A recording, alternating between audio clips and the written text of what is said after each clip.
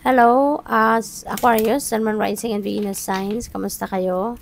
Sana ba'y nasa mabuti kayong kalagayan? Welcome back po sa Star Tarot. Kung bago kayo dito, welcome din kayo. Thank you for your support. I truly appreciate it. God bless you all. Aquarius, po una mensahe ninyo, gift.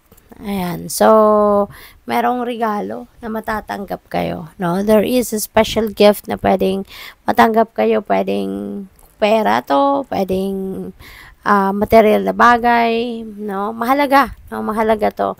Pwedeng may sentimental value ito para sa inyo or maaring this is such a precious gift na pwede ninyong matanggap kasi ang kinang, 'di ba? Ang kinang ng balot. So, that could signify na kung anong laman nito is very precious. Pwede rin naman na non-tangible gift ito. No, pwedeng golden opportunity ito. No, baka once in a lifetime na opportunity ito na pwedeng dumating sa inyo. So, good luck. We have male, maaring galing sa isang lalaki, no, yung regalong 'yan. No? Uy, pwede pa na baka pamana ito, pwedeng inheritance din 'yan, isang malaking amount, no, ng property or pwedeng malaking amount ng pera ang pwedeng manahin ninyo, and that could possible na pwedeng galing sa isang lalaki. Pwede rin naman na si main male ay kayo ito. Pwedeng kayo nire-represent nito. So, what else? We have wealthy man. Puro lalaki, no? So, si wealthy man, this could be someone na yayamanin talaga, no? Kaya wealthy na. Kaya wealthy siya kasi yayamanin siya. Maaring financially stable na to, financially successful na. Maaring meron na tong booming na negosyo, maaring very successful na sa kanyang negosyo, marami ng ipon, maaring marami siyang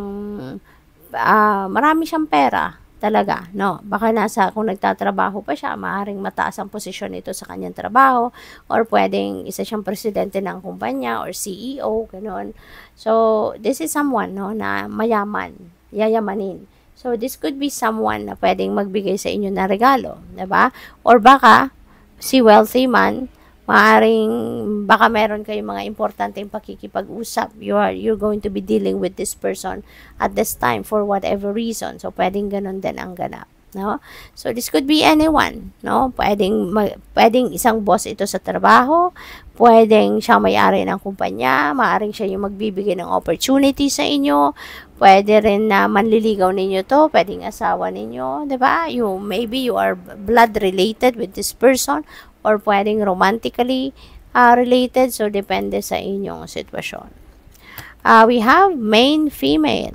Ayan. So, baka, no? Baka merong love life dito, no? Baka love life ang linyada ng tatlong taong ito. So, pwedeng isa dito karelasyon ninyo, pwedeng manliligaw ninyo, something like that, no? Or pwedeng manliligaw pa lang, or asawa, no? So, depende sa inyong sitwasyon. Pwede rin na si main female, pwedeng kayo rin ito, no?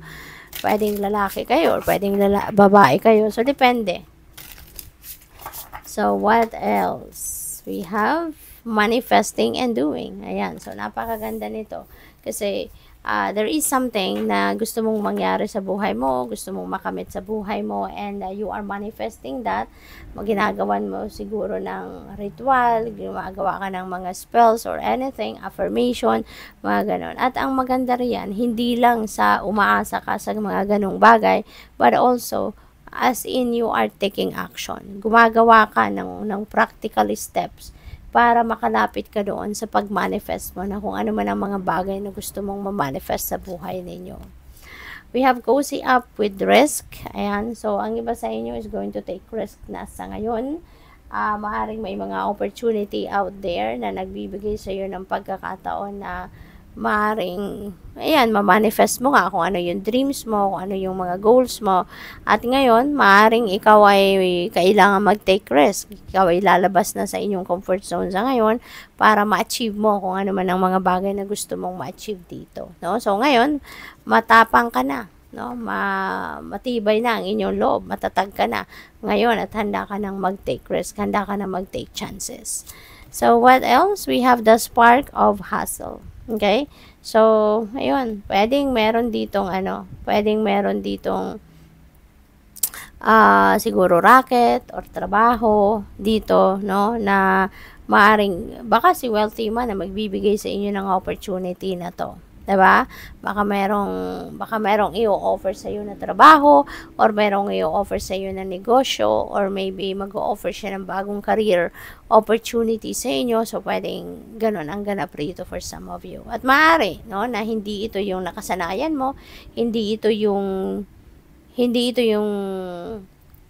nakalinya sa dati ninyong trabaho, pwedeng iba, no? Pwedeng ibang field ito na i-offer sa iyo. We have Creator Earth. Ayan, so pwedeng trabaho talaga, no? Kasi related dito sa trabaho, sa pera, career, properties, mga ganon, ano? So pwedeng ang hustle na to, maaring related talaga ito sa bagong trabaho, career, negosyo, pagkakaperahan, baka merong bagong money path na magbubukas dito para sa inyo. So, pwedeng ganun ang ganap.